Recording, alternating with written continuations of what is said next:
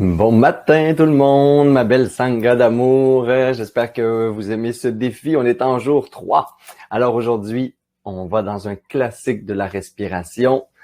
Vous allez voir, ça fait du bien. Alors coucou Christine, Sylvie, tout le monde qui sont branchés ce matin. Allô Gilles, je vous vois passer vite vite. Allô Marie-Josée, David. Bon matin tout le monde. Namasté, joyeux pour ceux qui sont en direct et ceux qui sont en différé, là, que je dis jamais salut, mais je vous dis tout un beau bonjour. J'espère que vous profitez de ces belles méditations là, pour faire le plein autant de fois que vous en avez besoin après ça dans la journée. On se fait un 30 minutes le matin, mais je vous dis, c'est un super défi. Vous pouvez aussi vous prendre des petites puffs là, de 3 minutes par-ci par-là en besoin de façon illimitée. Alors aujourd'hui, un classique, le souffle, la respiration. Pourquoi le souffle est si important en méditation et en yoga? Eh bien, dans cette philosophie, on croit bien entendu que le souffle est relié non seulement à nos humeurs, à l'émotion, c'est la source de vie dans le corps et c'est aussi un objet neutre sur lequel on peut apaiser et concentrer l'esprit sans qu'on se crée trop de scénarios ou d'histoires. Alors le souffle, finalement, c'est comme notre meilleur ami. On a besoin de la respiration et souvent, comme plusieurs grands yogis ont dit, dont Swami Rama, la différence entre un yogi et une personne ordinaire, c'est que le yogi, c'est un belly breather. Hein? Et les personnes ordinaires, c'est des chest breathers. Hein? Donc, les personnes ordinaires, ils respirent de la poitrine, une petite respiration là, à 15%. Et le yogi, il respire à partir du ventre, du centre du hara, l'énergie vitale, la force qu'on utilise également dans plein d'arts martiaux, qui est toujours au point nombril ou juste à côté, au ventre. On veut réapprendre à oxygéner non seulement le corps, les organes, le cerveau, mais en plus, on veut laisser l'énergie de vie, la force vitale, nous pénétrer, circuler en nous pleinement. On va faire dans l'exercice aussi un petit moment de rétention. Je vous avertis à l'avance parce que des fois, il y en a qui ont un inconfort quand ils retiennent leur souffle. Ben, la pratique, c'est justement de rester dans cette suroxygénation du corps, des organes, où l'énergie circule, comme implose finalement, en conservant un esprit et un corps détendus. Allez jusque là où ça vous fait du bien. L'important finalement aujourd'hui, c'est de rééduquer notre corps à respirer pleinement, totalement. Alors, on prend refuge dans la respiration. Je vous invite tout de suite, déjà là, et oui, à prendre votre posture de méditation. Bonne méditation chez elle. Merci d'être là. À vous tous. Comme un bel Chantal d'amour. Alors, quand vous avez choisi votre posture et vous l'avez ajustée, peut-être que je peux dire un petit élément avant de commencer la méditation, parce que j'ai eu 3 questions sur la posture. Il faut pas que la posture fasse mal, bien entendu, là. Elle peut être inconfortable ou étrange au début, mais on développe le confort graduellement. On fait attention pour pas créer une posture qui va occasionner des troubles physiques à la longue, là, dans notre défi 21 jours. Alors que vous soyez assis sur une chaise, c'est parfait. Que vous soyez assis sur votre lazy boy, tout renversé par en arrière à travers 3 coussins, c'est peut-être moins parfait. Ce qu'on veut, c'est une posture de toute façon qui permet la détente, l'équilibre du corps et également un état de vigilance, d'éveil, de stabilité. Alors, trouvez la posture, le bon environnement qui vous permet de vivre ces 2 états conjugués ensemble pour une méditation optimale. Ceci étant dit, on apprend cette belle posture de méditation qui est la bonne pour nous. Au début, on peut commencer toujours par quelques respirations libératrices où on inspire par les narines. On peut déjà retenir l'air 1 ou 2 secondes et expirer bouche. Là, on est en libération, on peut même faire des petits bruits.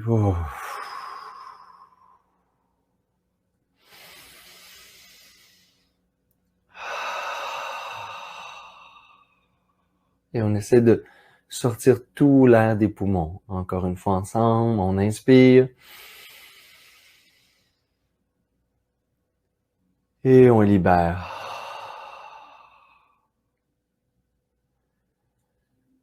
On laisse le souffle être naturel. Au début, on veut passer d'un spectre de distraction à une concentration large, à une focalisation.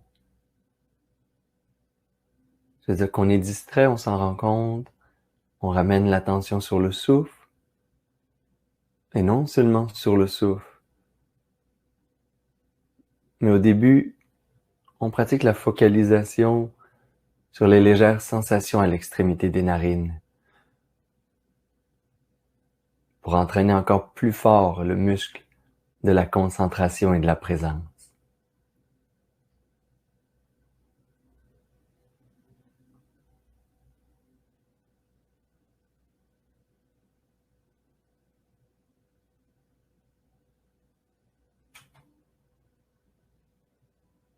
Tout en étant présent aux légères sensations du souffle, on peut donner la permission au corps de se détendre, juste ne pas créer de tension parce qu'on médite. On va avoir un corps stable, complètement détendu, comme le souffle, détendu, naturel.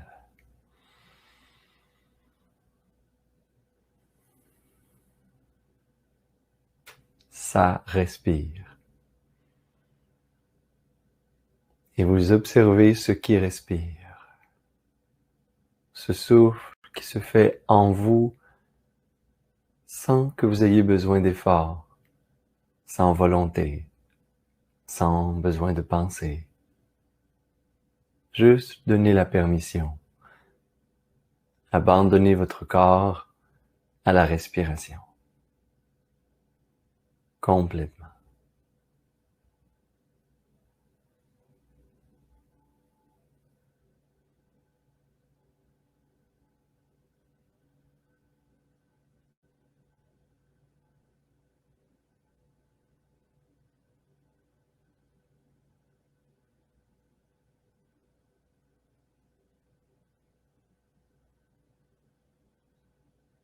Et développez votre capacité de présence et de concentration en observant plus spécifiquement pour les premières minutes les légères sensations de fraîcheur à l'inspiration et de chaleur à l'expiration.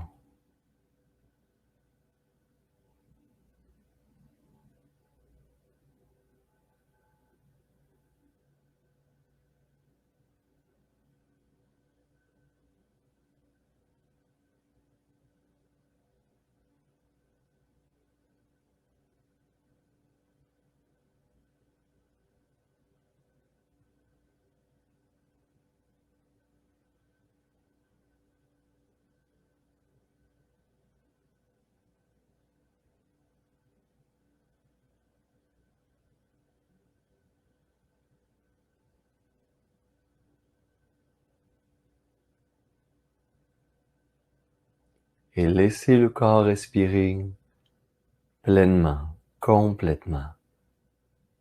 Observez qu'à chaque fois que vous retournez dans vos pensées, vous vous coupez du corps, du souffle, et la respiration diminue dans son amplitude. C'est comme si vous coupiez le souffle. Et à nouveau, quand vous retournez à la respiration, au corps, le souffle se fait naturellement, profondément.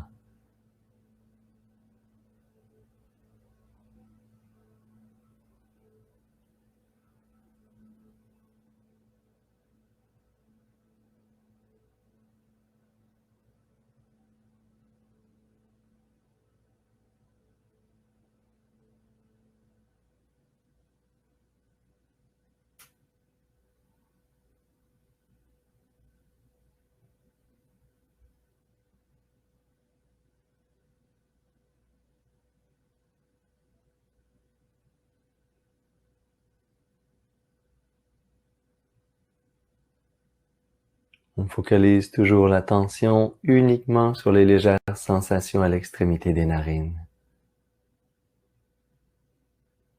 et savourer la légère chaleur à l'expiration, la fraîcheur à l'inspiration.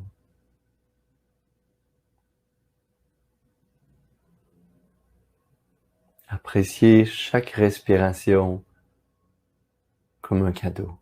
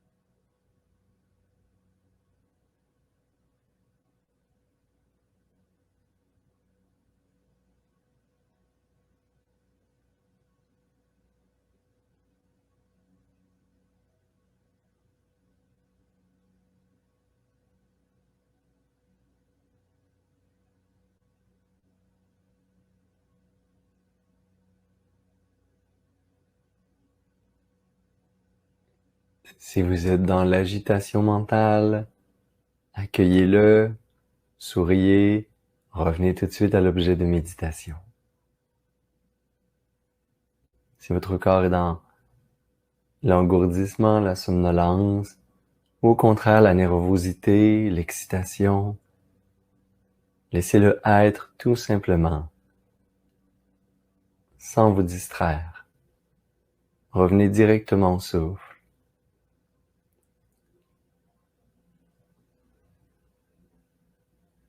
Et au lieu de voir la respiration comme quelque chose de banal, on peut se rappeler à quel point nous sommes privilégiés ce matin, que ça respire encore. Au lieu de considérer la respiration comme quelque chose qui va toujours être là, on peut l'apprécier davantage en se rappelant qu'un jour, on va être à notre dernier souffle.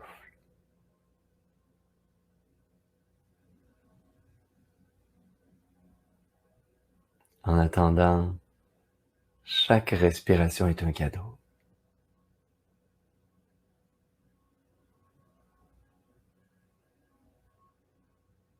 Chaque respiration est un petit miracle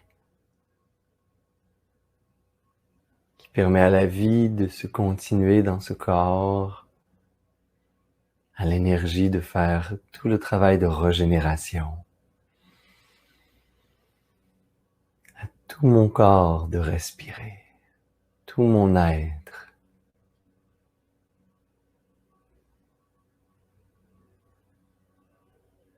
De faire l'expérience du vivant, de la vie.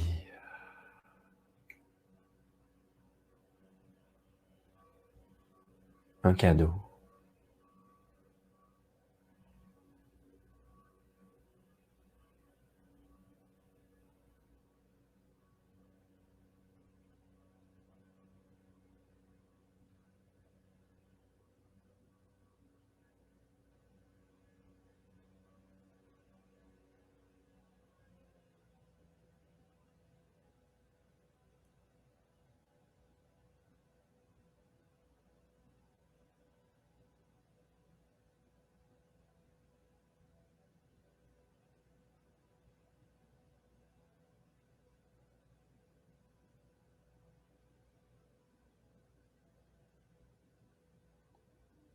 Et je savoure et j'apprécie ce cadeau en lui permettant, en me permettant de le savourer, de l'absorber complètement, en amenant le souffle jusqu'au ventre. Je laisse simplement le ventre se gonfler à la fin de l'inspiration et à l'expiration se dégonfler, se contracter naturellement.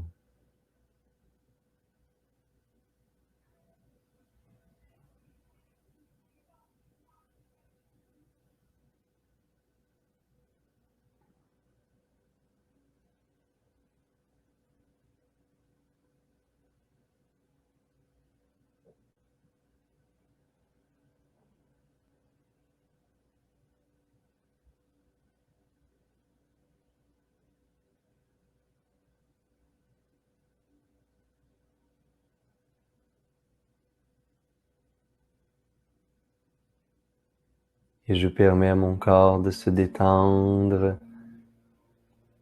S'il y a une résistance, des obstructions au souffle, je peux relaxer la gorge, la poitrine, le plexus, l'abdomen,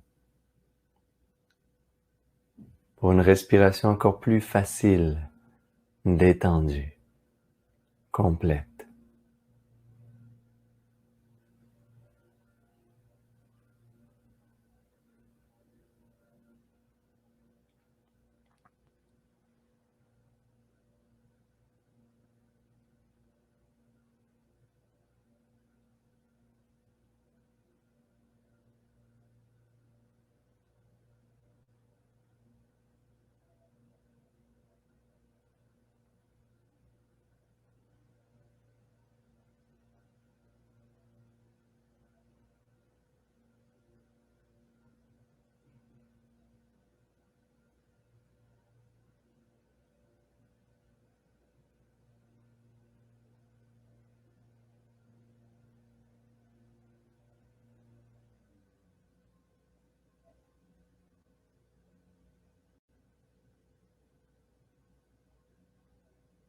Et vous vous réjouissez dans cette qualité d'être, dans ce calme. Vous savourez juste l'existence, le corps, le souffle. Et vous laissez la vie à travers le souffle se renouveler à travers vous consciemment. Ça respire.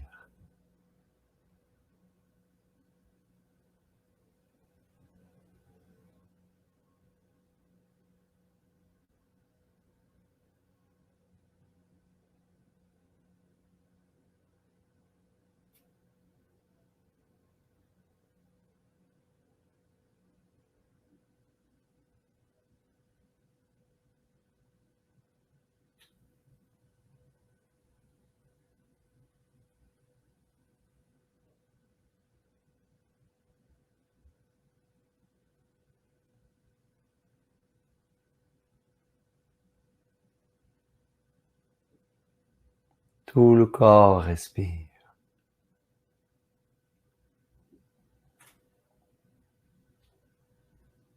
Et après un moment où la respiration abdominale est naturelle,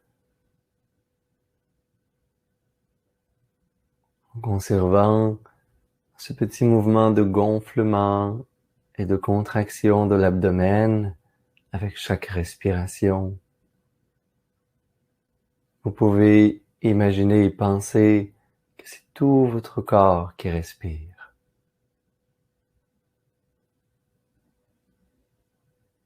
Comme si l'oxygène, la vie, la lumière, le prana rentraient à travers tous les pores de votre peau, à travers le souffle. Ça respire en vous, à travers vous.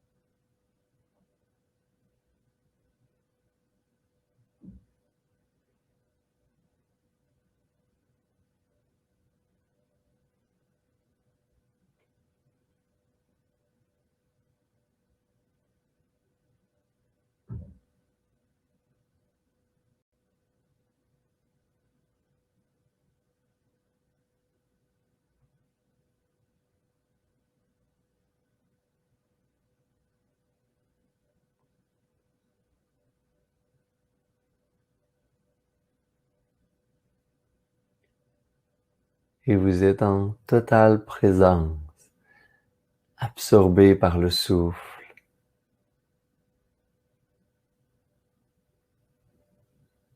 Vous vous réjouissez d'être.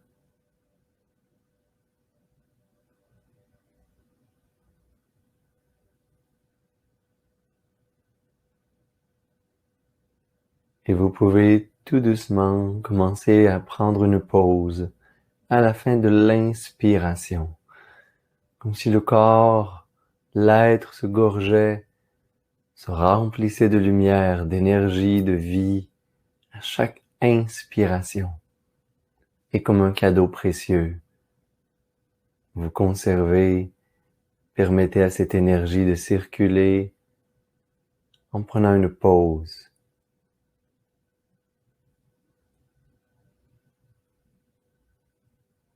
De 5 à 10 secondes, selon votre confort, et ensuite vous expirez et inspirez normalement. En reprenant une pause à la fin de chacune des inspirations.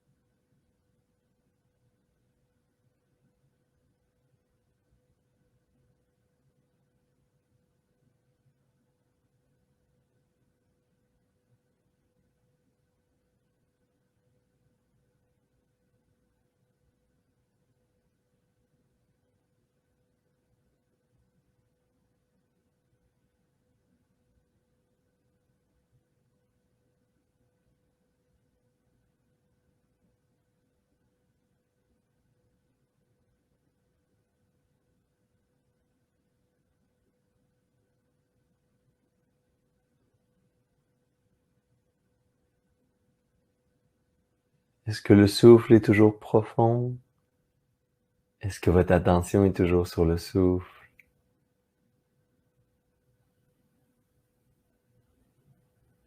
Est-ce que la respiration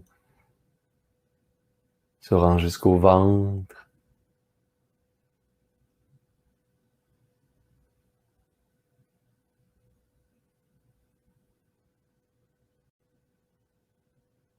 Et vous pouvez découvrir des nouvelles sensations dans le corps, nouvelles vibrations intérieures,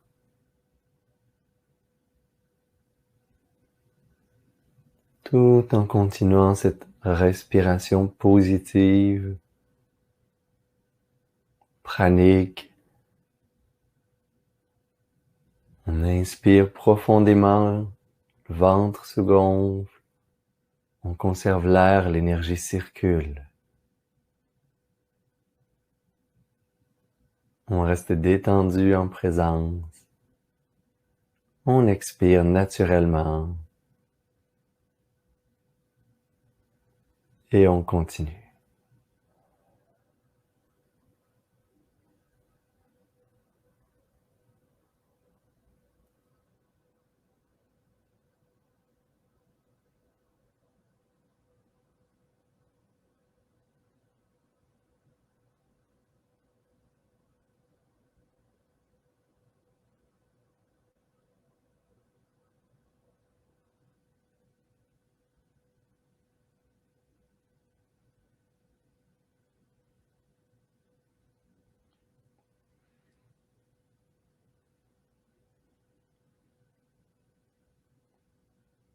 Et finalement, on peut doucement relâcher notre objet d'attention, peut-être en invitant le souffle à continuer à se faire de façon optimale en nous pour toute la journée.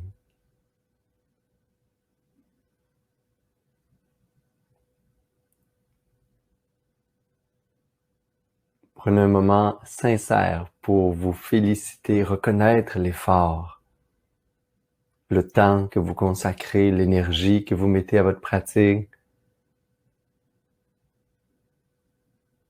pour vous faire du bien aux autres.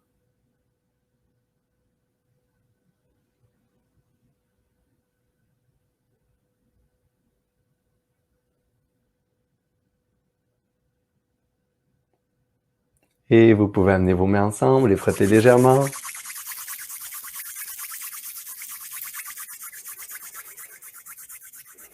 Amenez les pouces au cœur, prenez une belle grande inspiration par les narines.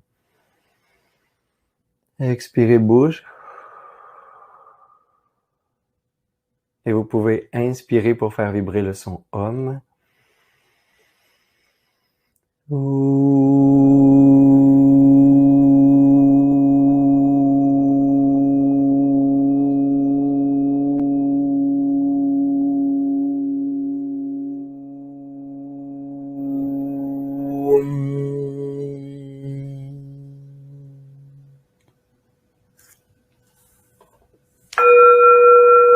Namasté.